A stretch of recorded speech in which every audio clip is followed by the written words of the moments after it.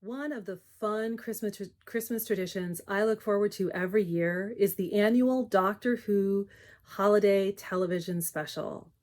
Now, these specials are the usual stuff of the popular long-running BBC series. There's time travel, there's action, adventure, and humor.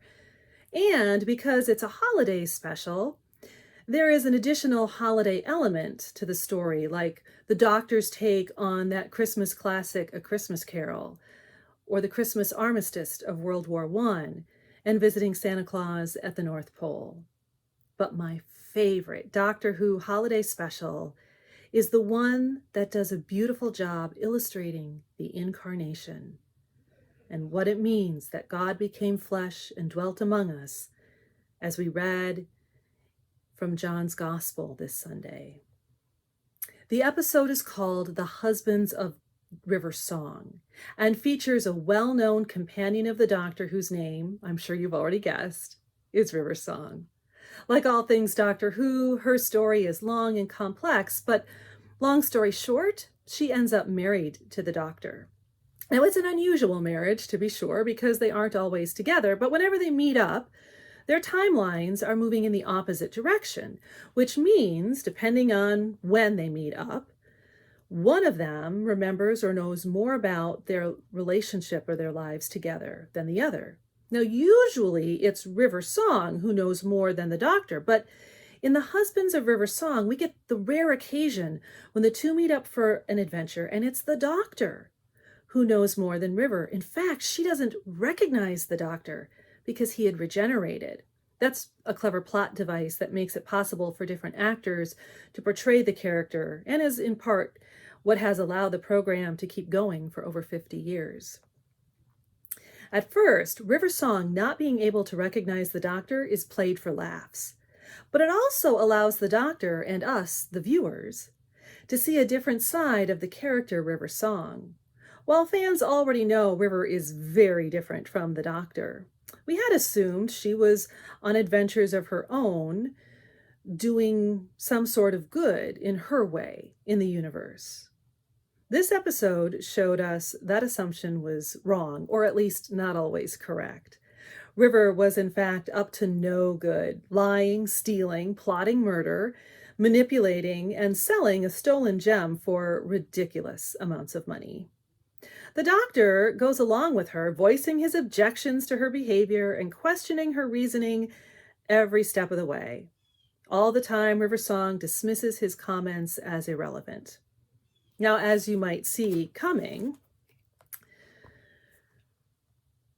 River Song's misdeeds end up getting her into quite a bit of trouble, as the people she was trying to con figure out who she is and that she's married to the Doctor, and plot to use her as bait to attract the Doctor so they can kill him. River tries to fight this and ends up making a very passionate speech explaining why their plan will never work.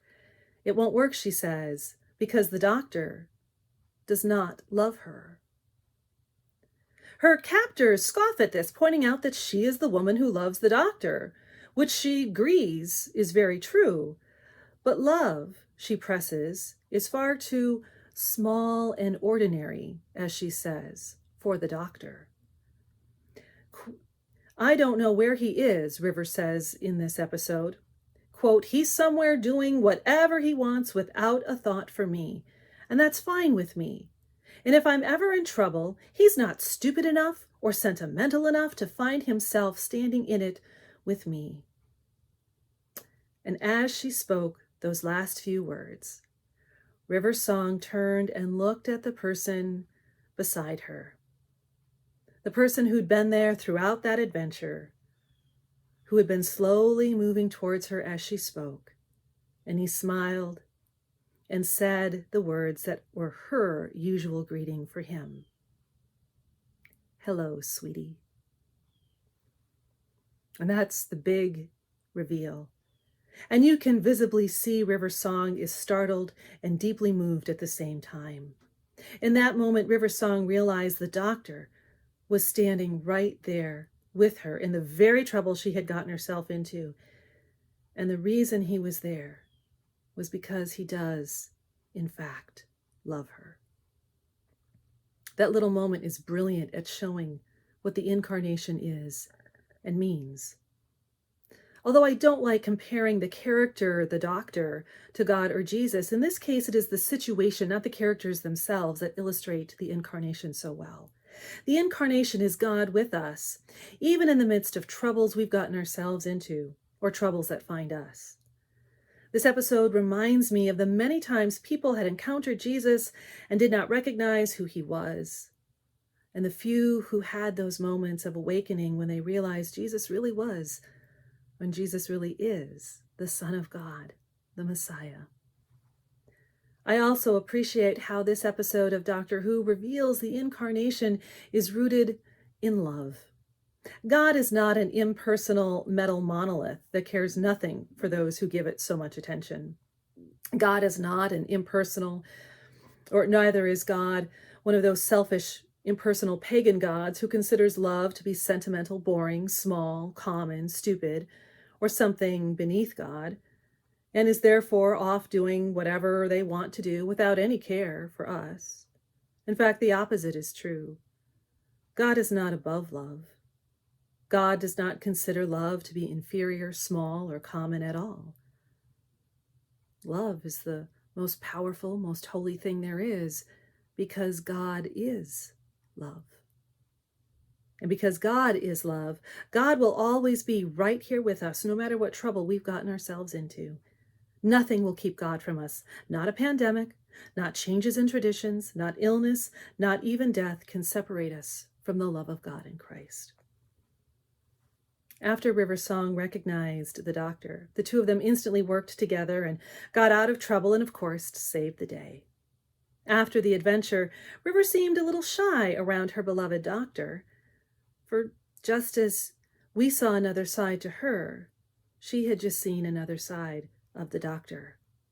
But you could also tell they were closer than they had been before, more gentle, more trusting, and more vulnerable with each other.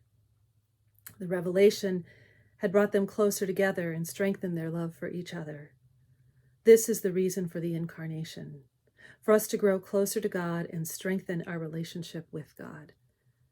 Perhaps during a year that has been so full of trouble, what we need most is the reminder not only that the Word became flesh and dwelt among us, but did so out of the love for us, with the divine desire to grow closer to us.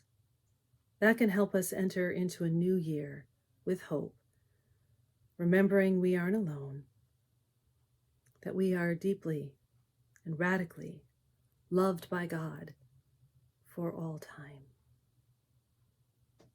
Merry Christmas.